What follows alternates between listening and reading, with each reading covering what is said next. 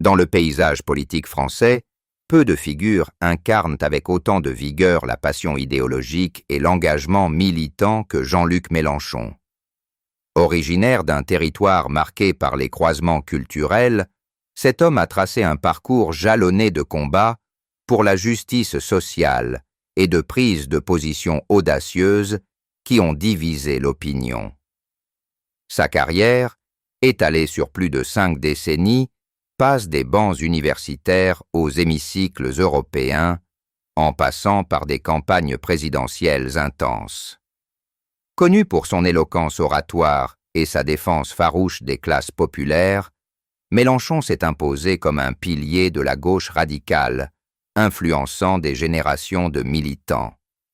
Pourtant, au-delà de cette image publique affirmée, des interrogations persistantes ont entouré certains aspects de sa trajectoire, nourris par des rumeurs et des analyses médiatiques.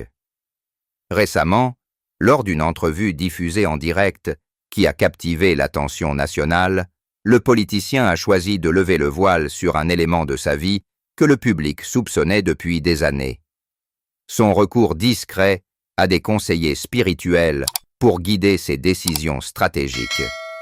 Cette confession éclaire non seulement des facettes cachées de son cheminement, mais invite aussi à une réflexion sur les influences intimes dans la sphère politique.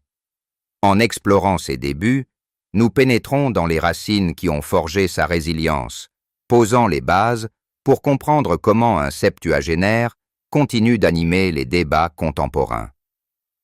L'histoire de Jean-Luc Mélenchon débute dans la ville cosmopolite de Tanger, au Maroc, un carrefour d'influence méditerranéenne où il voit le jour le 19 août 1951. Ce port animé, alors sous protectorat international, offrait un décor de diversité ethnique et linguistique, mêlant arabe, espagnol et français, dans un quotidien rythmé par le commerce et les échanges culturels. Issu d'une famille modeste, avec un père employé des postes et une mère enseignante en primaire, le jeune Mélenchon grandit dans un environnement où l'éducation et le travail constituent les piliers essentiels. Les récits de cette période esquissent que le portrait d'un enfant curieux, imprégné des sons du souk et des discussions familiales sur l'actualité coloniale, qui éveillent en lui une sensibilité précoce aux inégalités. En 1962, la famille s'installe en France, fuyant les turbulences de l'indépendance marocaine, et s'établit dans le Jura, puis en Normandie, où l'adaptation à un nouveau contexte social forge son caractère combatif. Des observateurs de l'histoire migratoire soulignent comment de tels déplacements instillent une perspective hybride, enrichissant le regard sur les questions d'identité et de souveraineté. Mélenchon évoque dans des entretiens anciens comment les livres de philosophie, découverts à l'adolescence, deviennent des refuges intellectuels, l'orientant vers des idées progressistes. Cette phase formative n'est pas sans obstacle. Les contraintes financières poussant la famille à privilégier la stabilité sur les ambitions personnelles, mais c'est précisément cette austérité qui tempère son esprit rebelle. Une analyse de ce background révèle l'émergence d'un style rhétorique ancré dans la tradition orale maghrébine, fusionné à l'héritage républicain français, expliquant sa capacité à mobiliser les foules avec des discours enflammés. Néanmoins, cette racine africaine engendre chez lui une discrétion sur ses origines, un trait qui marquera ses interactions publiques ultérieures. En poursuivant des études supérieures en philosophie à Besançon, Mélenchon emporte avec lui non seulement des aspirations, mais une identité sculptée par les sables de Tanger, prête à s'épanouir dans les arènes politiques françaises. Le bond de Jean-Luc Mélenchon vers les sphères militantes s'opère dans le tumulte des années 1960, où il transforme son bagage intellectuel en actions concrètes au sein des mouvements étudiants. À l'université, il s'engage dans les cercles trotskistes, influencé par les idéaux révolutionnaires qui agite la jeunesse post-guerre. Leader des manifestations de mai 68 à Besançon, il orchestre des assemblées générales et des occupations, démontrant une éloquence qui captive ses pairs.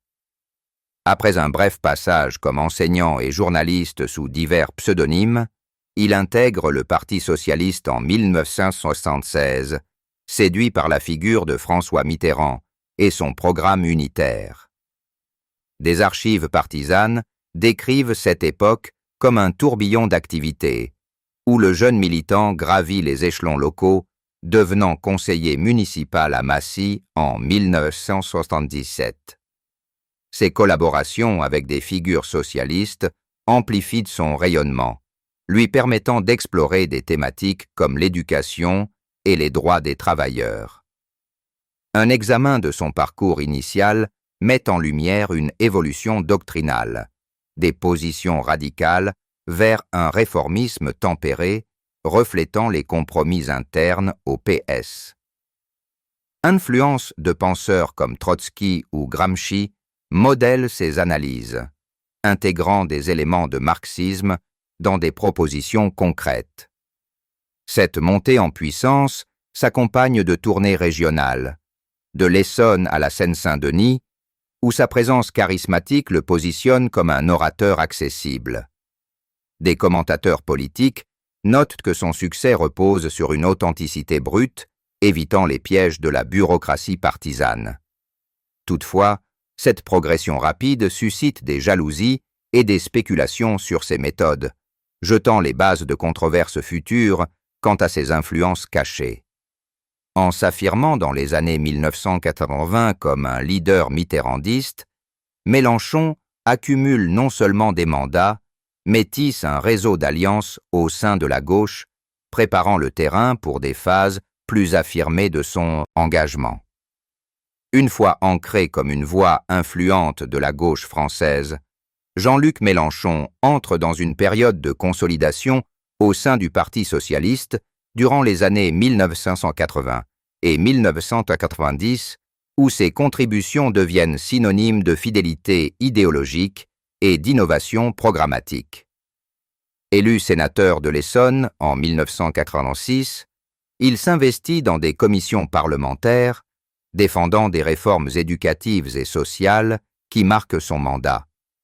Album de débat législatif montre des interventions passionnées contre les inégalités, renforçant son image de défenseur des opprimés. Dans cette phase, il collabore avec des ministres socialistes, intégrant des approches modernes à des doctrines traditionnelles, tout en préservant l'essence progressiste de ses racines.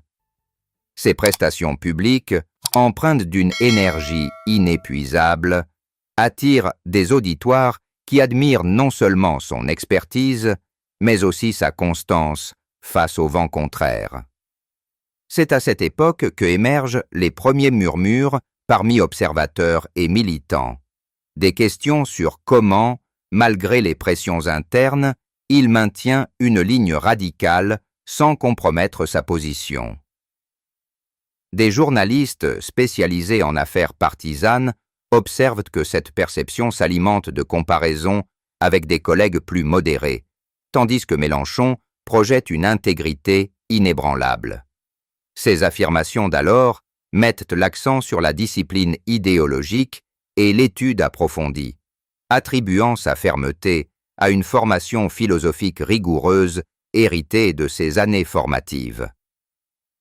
Pourtant, un scrutini minutieux d'archives photographiques et documentaires révèle des évolutions subtiles dans son discours public, des alliances tactiques aux nuances dans ses prises de position. Cette solidification n'est pas exempte de remous. Il affronte des critiques pour ses choix doctrinaux dans un contexte de mutation partisane, mais réplique par des ajustements fins, incorporant des touches d'écologie sans diluer son identité socialiste. Des analystes des mouvements politiques arguent que cette ténacité découle d'une tactique équilibrée, mariée conviction et pragmatisme, assurant une pertinence durable.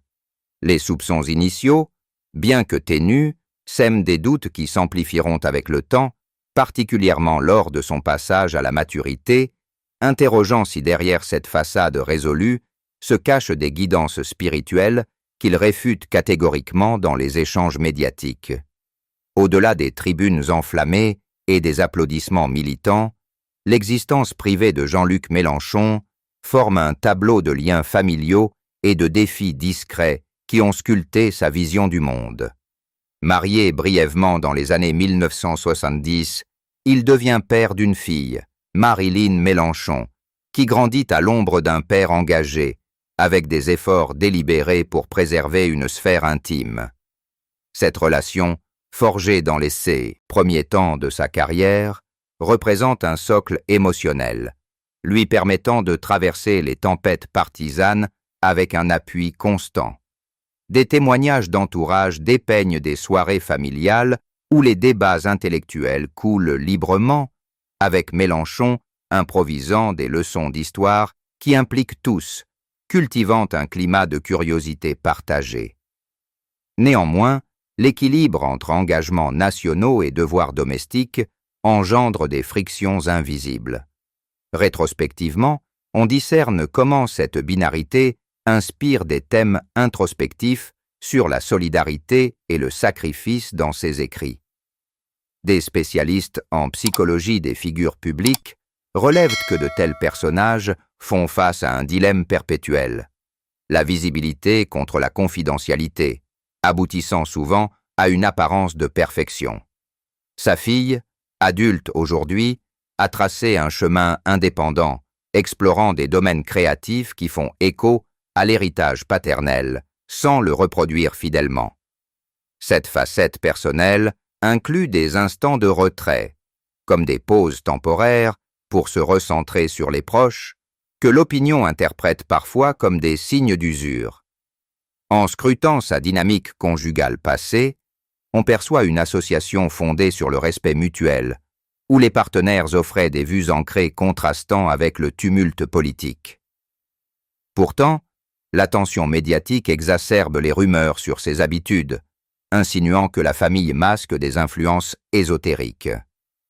Mélenchon insiste toujours dans ses déclarations que sa vigueur puise dans ses attaches, mais des observateurs sociétaux soutiennent que ce récit idéalisé sert de rempart contre les intrusions.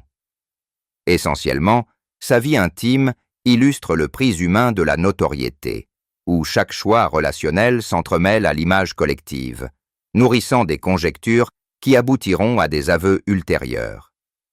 Au fil des décennies, les rassemblements familiaux passent de modestes réunions à des occasions fusionnant souvenirs et projets futurs, solidifiant des liens au milieu de défis changeants. Des épisodes légaux touchant aux proches, centrés sur l'autonomie et le soin, soulignent les complexités du vieillissement sous les projecteurs, renforçant pourtant son engagement envers une franchise sélective. Tandis que Jean-Luc Mélenchon avance en âge, les suppositions concernant ses sources d'inspiration se multiplient sur les forums militants, les magazines engagés et les plateformes numériques, se muant en un phénomène sociopolitique surpassant son action publique. Dès le milieu des années 2000, des commentaires virtuels s'interrogent sur comment, dépassant la cinquantaine, il conserve une acuité stratégique et une énergie rhétorique, les liant à d'éventuels guides spirituels. Des photos comparatives circulent abondamment, opposant des images de jeunesse à des clichés récents montrant une assurance minimale altérée, attisant des débats sur l'authenticité en politique. Sur des sites dédiés aux personnalités de gauche, des usagers partagent des théories élaborées, allant de l'usage de pratiques méditatives exclusives à des consultations avec des conseillers ésotériques, fondés sur des observations de changement dans ses discours. Mélenchon, dans des répliques sporadiques, impute sa vitalité à une alimentation équilibrée, des lectures philosophiques régulières et un héritage génétique favorable tiré de son lignage méditerranéen, réputé pour sa longévité. Cependant, des analystes médiatiques signalent que ces justifications ne dissipent pas les incertitudes, surtout quand des pairs admettent ouvertement des soutiens alternatifs.